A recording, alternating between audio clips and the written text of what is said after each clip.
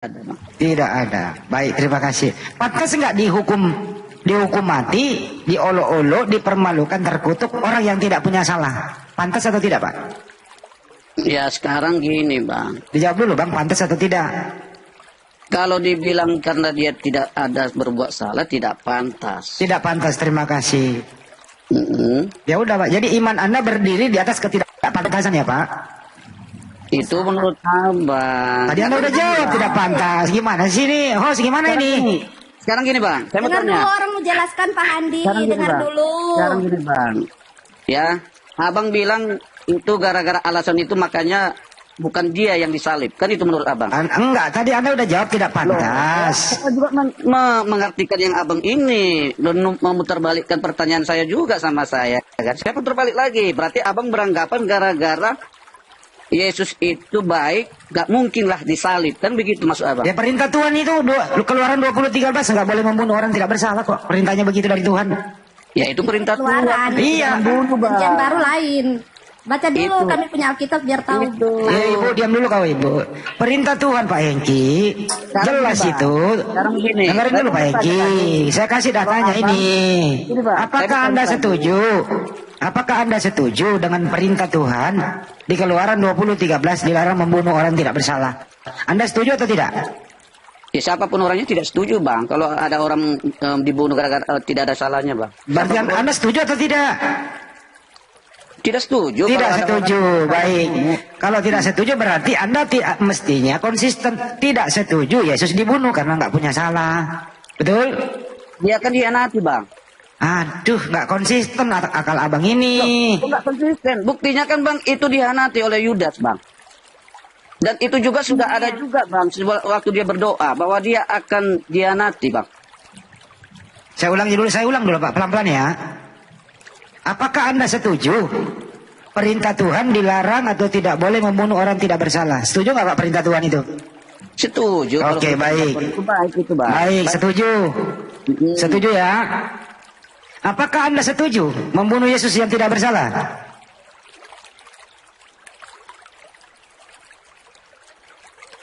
Pak, Ya. apakah Anda setuju membunuh Yesua di tiang salib yang tidak bersalah? Setuju atau tidak? Itu sejarahnya. Setuju atau tidak? Saya nggak bilang sejarah. Kalau Ini saya sudah kembali ke sejarahnya, situ, Pak Bang. Andi, Kalau dengar saya pada dulu. waktu itu, Supaya Bang, Anda saya akan paham. tidak setuju, Bang. Tapi karena sudah Anda lucu. keputusan Pertanyaan pidato. singkat-singkat lalu kami harus Loh. menjawab. Iya. Sekarang gini, Bang, Artinya gini, Anda Bang. akan menyalahkan kami. Oh, Gini, Bu, salah. gini, Bu. Kami Gini, Bu. tidak Iya. sejarahnya. Si Abang Iya. si Abang ini melarikan dari pertanyaan saya, Pak. Yuli Lovikot. Abang melarikan Maju lagi, Mas Nyuma. Ini musik. Tidak, Abang melarikan pertanyaan Ya, saya. ya, Bang. masuk aja. Dari itu namanya, Bang. Bukan itu Iya, jawabannya, lanjut, Bang. Ki.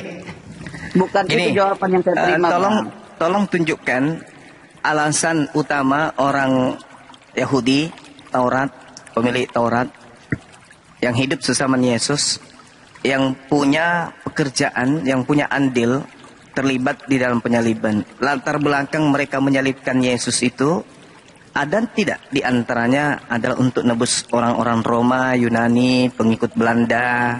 Ada nggak, Bang? Ada nggak tertulis mereka sepakat imam kepala mahkamah agama? Ini orang-orang hebatnya ahli Taurat semua ini. Ahli Taurat, orang Farisi, mahkamah agama, imam kepala sepakat bersekongkol untuk membunuh Yesus. Nah, ada nggak kesepakatan itu lahir dikarenakan mau menebus dosanya orang-orang Roma Yunani? Kalau kalian ini kan cuma pengikut Roma Yunani aja. Kita ambil yang pokoknya, intinya, muaranya, yaitu Roma Yunani. Ada nggak pijakannya? Ayo, mari kita bunuh Yesus untuk menebus dosa-dosa penjajah, yaitu Roma Yunani. Ada nggak? Tolong tunjukkan ke kami, silakan.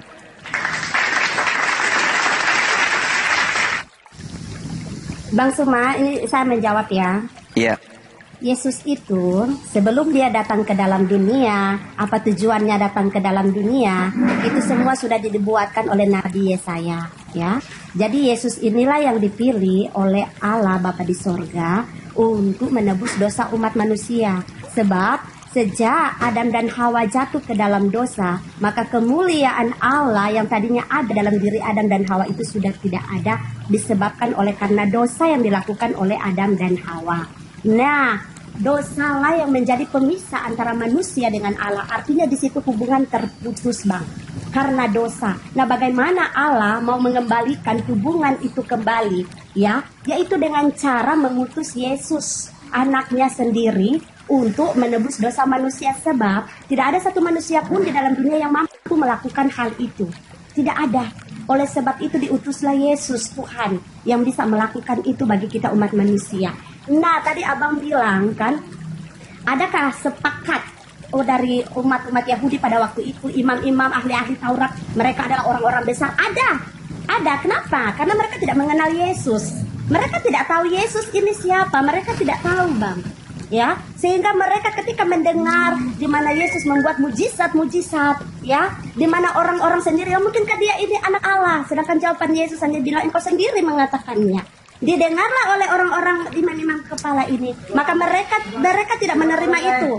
Mereka menyangka bahwa Yesus ini sedang hujat Allah. Seperti begitu, karena mengaku diri sebagai anak Allah. Ya. Masih panjang? Masih. Ini jadi kemana-mana nih, Pak? Jadi gini, Bu. Semua yang Ibu narasikan itu adalah alasan yang dibuat-buat oleh Roma Yunani. Sabar dulu. Ibu udah panjang loh, Sabar gantian. dulu, sabar. Yang saya minta, ada tidak alasan mereka membunuh Yesus? Karena mereka menemukan nubuat dari Yesaya, nubuat untuk dosa.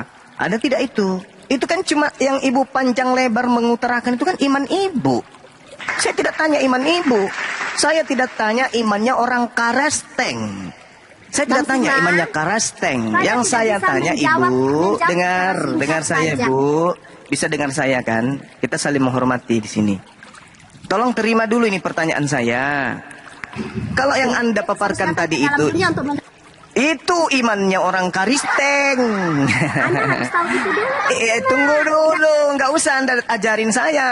Kalau yang kayak gitu-gitu nggak usah ajarin saya. Saya lebih paham dari Ibu, bahkan selevel pendeta tingkat langit ke-7 pun saya lebih paham dari mereka. Yang saya tanya di sini Bu, yang saya tanya, alamak, Ibu yang saya tanyakan itu. Kalau nggak sanggup diskusi, Bu, belajarlah. Ikuti pola pikir sebab Anda memakai akal. Kalau sedang diberi penjelasan, lebih banyak mendengarkan lebih baik Saya daripada berbicara sesuai dengan apa yang saya baca dalam firman. Udah dimir Yang saya Jadi minta maaf ya Bang Suma. Bang Juma, monitor Bang Juma. Bertanya, tolong dengarkan saya menjawab. Bang Juma, Jangan kopi darat potong-potong. aja sama jawaban Anda yang lain diam dulu, jawaban Anda itu ditolak. Yang lain diam dulu. Putar-putar. Jawaban Anda tertolak demi keselamatan anak manusia. Karena jawaban Anda itu adalah jawaban paganisme, penganut ajaran Roma penyembah dewa matahari. Yang saya tanya, dengarkan dulu Ibu, dengarkan dulu. Dengarkan wahai penyembah dewa-dewa, dengarkan. Ibu Kalau masih dengarkan. ngomong, saya turunkan dulu di bawah mendengarkan lo ya. Nanti habis Bang Juma bertanya, baru saya naikkan. Oke, saya turunkan dulu di bawah mendengarkan. Karena percuma juga ada di room komal kalian. Oke, saya turunkan di bawah, silakan dengar di bawah. Silakan dengar di bawah. Gereja seperti biasa, colok pantat pendeta, habis itu jilat tangan Ibu ya. Jadi gini, yang saya tanya bukan konsep yang lahir dari Roma Yunani. Yang Ibu paparkan itu adalah konsep Karisteng, penyembah manusia. Ibu itu menjelaskan itu Anda sama halnya berbicara dengan kalonjing. Tidak ada yang masuk di logika kami. Paham? Karena kami belajar Bible. Yang saya tanya, orang-orang Yahudi, orang Farisi, mahkamah agama, imam-imam kepala berembuk. Mereka melakukan sidang darurat. Mereka rapat darurat demi untuk keselamatan bangsa mereka. Seluruh penggawa-penggawa, presidennya, bupatinya, gubernurnya, menterinya rapat mendadak memutuskan satu perkara untuk membunuh Sang Yesus. Pahami itu dulu. Di mana tertulis? Yohanes 11, Matius 26, 27 dan seterusnya. Tolong belajar pakai otak. Katanya kalian itu anak-anak Tuhan, jangan anak setan. Ditanya apa, jawabnya apa. Yang kita tanya ini, pada saat mereka melakukan rapat darurat, ini genting, negara dalam keadaan genting segenting-gentingnya. Mereka kemudian rapat darurat, memutuskan satu perkara untuk kemaslahatan mereka. Nah, pertanyaannya, ada tidak kesepakatan pembunuhan terhadap Yesus oleh karena dosa-dosa mereka ingin ditebus? Ayo kita sepakat bunuh Yesus supaya dosa-dosa kita ditebus. Ayo kita bunuh Yesus supaya hukum Taurat tidak berlaku lagi bagi kita. Ayo kita bunuh Yesus supaya mendamaikan kita dengan Elohim. Ayo kita bunuh Yesus supaya kita ini mendapatkan keselamatan jaminan surga. Ada tidak itu? Karena itu adalah item-item pengajaran nabi palsu yang muncul, yang Anda imani hari ini. Tolong bedakan pertanyaannya, masa sebelum disalibkan dan munculnya pengajaran-pengajaran palsu yang muncul setelah tragedi penyaliban. Maka untuk mengetahui pola kebenaran, cari akarnya, alasan orang Yahudi, imam kepala, mahkamah agama, orang Farisi menyalibkan Yesus. Apa dasar pijakannya ingin menyalibkan orang tersebut? Itu yang harus diterangkan. Oh, memang mereka tidak paham. Apa dasarnya Anda merasa lebih paham dari mereka yang punya kitab? Lawang Anda cuma korban penjajahan Belanda kok. Agama yang Anda anu itu agama warisan penjajah kok. Mengerti Ibrani aja kagak. Baca Aramaik tidak bisa. Sok-sokan lebih paham daripada. Yang hadir di situ mahkamah agama, Ibu. Imam-imam kepala yang hadir di situ. Bukan pendeta, bukan pastor yang kejar perpuluhan, bukan. Maka dasar pijakan kita untuk menakar kebenaran itu, cari apa dasarnya orang-orang itu ingin menyalib oknum Yesus. Adakah supaya orang menjadi Kristen? Adakah supaya orang percaya Paulus? Adakah supaya orang percaya kepada Lukas? Adakah supaya orang percaya kepada perjanjian baru? Adakah? Tak ada kan? Lalu dari mana ajaran kalian itu? Ini tolong dijawab dulu. Siapa yang punya kepentingan di sini menjawab? Hengki, Yani, atau siapa? Tolong jelaskan ke kami. Bahwa yang kalian jajakan kemana-mana itu kasih kasino Indro. Buktikan ke kami. Dasar pijakan tuan rumah ingin menyalib Yesus yang adalah Mesias untuk mereka adalah untuk menebus dosa-dosa manusia, untuk mendamaikan manusia dengan Tuhan. Mana dasar pijakannya? Di data mana tertulis itu? Ada? Yang Anda bawa itu. Enggak, Bang. Pertanyaan Abang secara manusiawi, Bang, duniawi itu, Bang. Loh, memangnya kita mau bertanya secara malaikat? Gini, Yang Bang, saya, gini, Bang. yang kita tanya, tolong dengarkan saya. Sejarah, Bang. 10 detik. Nah, 1, itu 2, 3, 4, 10 kembali detik. sejarah, Bang. Itu Tolong kembali tunjukkan dasar pijakan orang-orang Israel membunuh Yesus itu apa saja. Silakan. Item pertama, kedua, ketiga, 4, 5 dan seterusnya. Adakah di antara item-item itu menuju kepada kekristenan? Silakan. Ya, silakan Bang. Silakan Pak Hengki dijawab. Sebentar. Coba dibuka 1 Korintus 15 ayat 3, Bang. Aduh. Mana ada mahkamah agama imam kepala kayak apa itu mengenal Korintus? Korintus itu karangan wartawan yang datang belakangan, Bang. Yang kita tanya ini, yang latar belakang mereka menyalib Yesus itu apa? Jangan Anda bawa surat kabar. Itu berita yang muncul belakangan. Yang kita mau itu dasar pijakan orang-orang Yahudi, mahkamah agama, imam kepala, orang Farisi sepakat membunuh Yesus itu apa dasarnya? Termasuk iblis yang merasuki Yudas itu apa dasarnya? Merasuki Yudas, sepakat membunuh Yesus itu apa dasarnya? Silakan.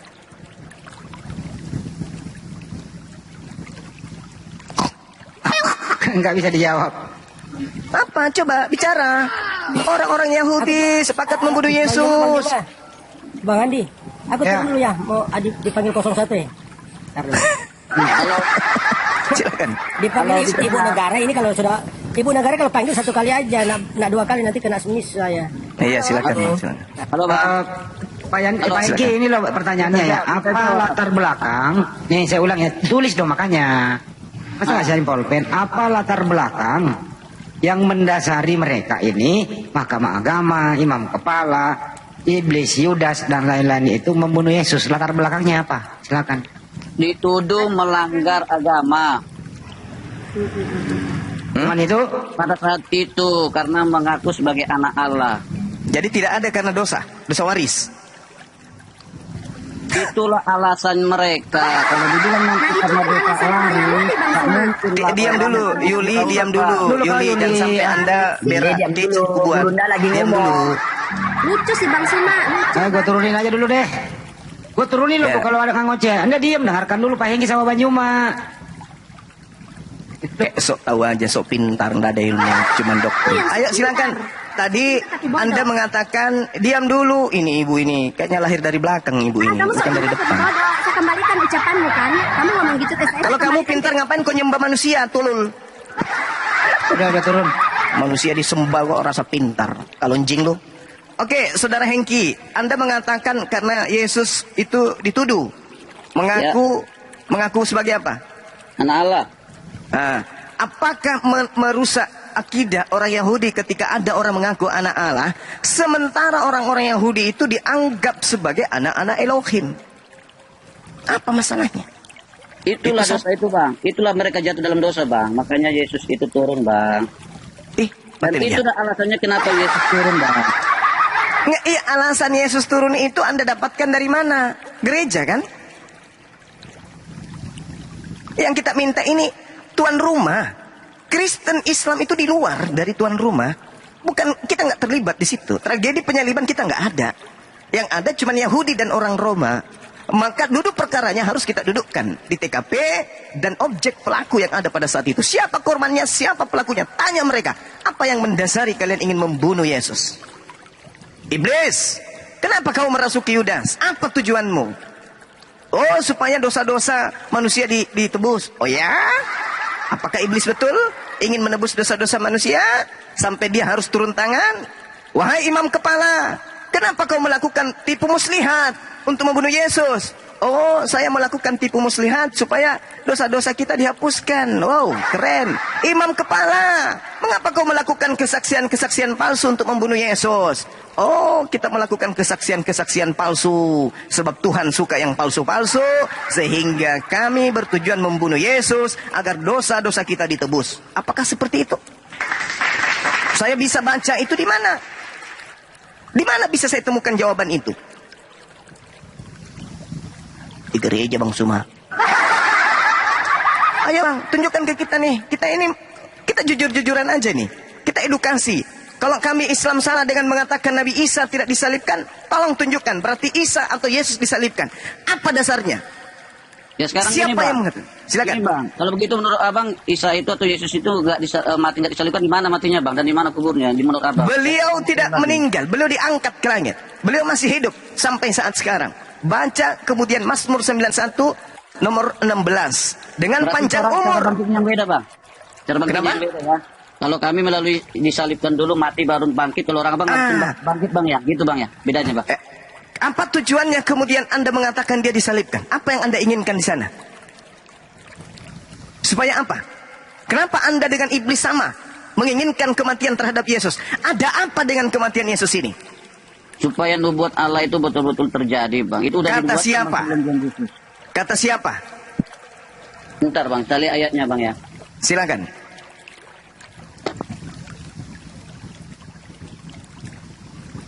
Nah, aja dulu, Bang. Bentar, Bang. Saya lihat dulu, Bang. Iya. Ingat, ini kado buat Anda di dalam Matius 11 nomor 13. Semua nabi dan kitab Taurat bernubuat hanya sampai kepada Yohanes atau Yohanes. Saya ulang. Matius 11 nomor 13. Semua nabi dan kitab Taurat bernubuat hanya sampai kepada Yohanes Pembaptis. Jadi jangan ngambil nubuat-nubuat dalam kitab para nabi dan kitab Yesus. Di apa kitab Taurat? Karena menurut kitab saudara, nabi-nabi dan kitab Taurat hanya bernubuat sampai Yohanes saja.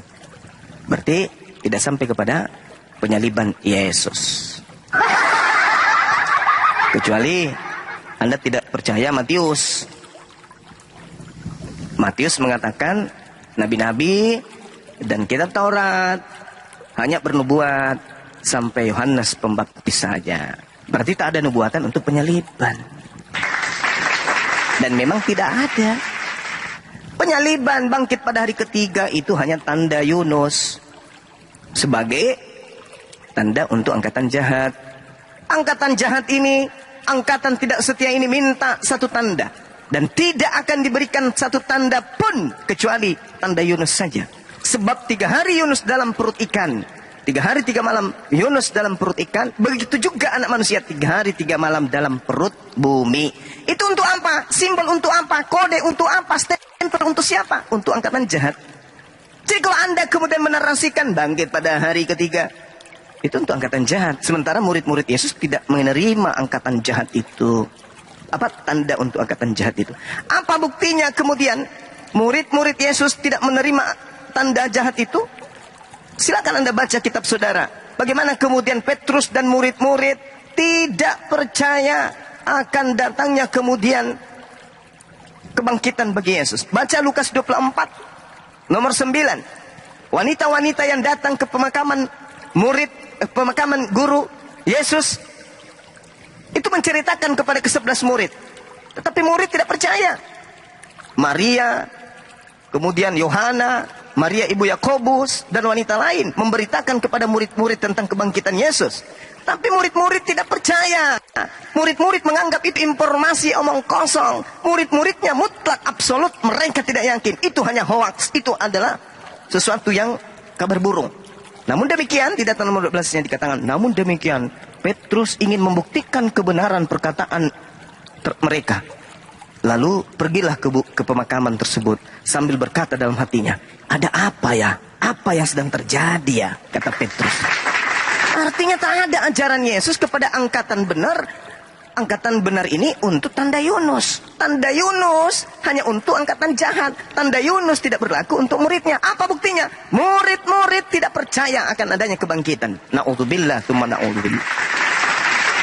Berat orang-orang Kristen itu untuk berdiskusi kalau kita mau menggali kebenaran. Berat. Apalagi kalau yang dihadapi ini para apologet Islam. Karena apologet Islam paham Bible. Al-Quran menjadi patokan sandaran kuda-kuda terakhir. Pertahanan kuat akidahnya umat Islam. Nabiullah, Rasulullah yang datang kepada Bani Israel. Demi Allah tidak tersentuh oleh penyaliban. Terangkat dia, selamat dia. Hadang akidah kami itu dengan pembuktian dari kitab saudara. Hancur. Tak ada di antara kalian yang akan kuat berdiri di hadapan kami. Tidak ada. Kecuali dengan asumsi, emosi. Ada ayat abang itu bang, yang abang bilang terangkat itu bang. Coba kasih ayatnya bang di Al-Quran bang. Al-Quran surah An-Nisa ayat 158. Al-Quran surat 1 An-Nisa 158. Iya, 157 158. Iya. Bal rafa'ahu Allahu ilaihi. Bismillahirrahmanirrahim. Bal rafa'ahu Allahu ilaihi. Wa kana Allahu azizan hakima. Tapi Allah mengangkat Nabi Isa ke hadiratnya. Allah Maha Perkasa, Allah Maha Bijaksana. Sesuai dengan Mazmur Matius 4 nomor 6. Mazmur 91 nomor 8, nomor 11, 12 dan seterusnya. Dan Mazmur 91 nomor 8, nomor 11, nomor 10, 11, 12 dan juga nomor 16. Tidak bisa. Nabi Isa orang benar. Inilah anakku yang kukasihi, kepadanya aku berkenan. Mazmur 37 nomor 32, 33. Dia orang yang kukasihi, akan aku selamatkan dan aku berikan kepadanya keselamatan. Dia tidak akan kutinggalkan. Orang-orang fasik pengkhianat tidak akan mampu kemudian untuk membunuhnya dan tidak akan dinyatakan terkutuk pada saat dia diadili. Baca tuh. Karena Yesus mengatakan apa? Di dalam dalam Lukas 24 4 tempat. Yesus mengatakan apa? Harus tergenapi semua yang tertulis tentang aku di dalam kitab para nabi, kitab Taurat dan Mazmur. Itu jelas. Jadi kita tidak bisa kemudian melawan Al-Quran. Tidak bisa.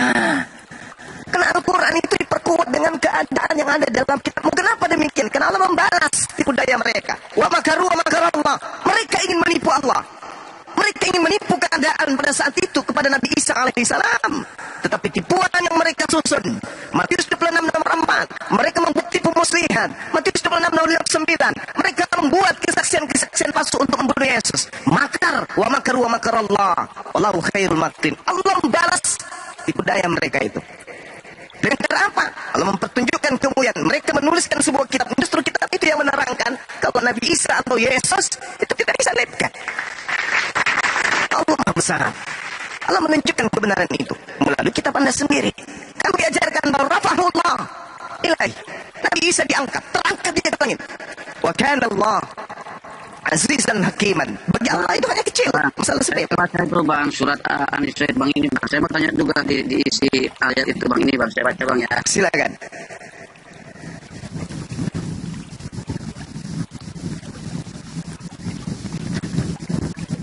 Silakan. Bang, kalau abang buka aplikasi lain kita nggak bisa denger bang.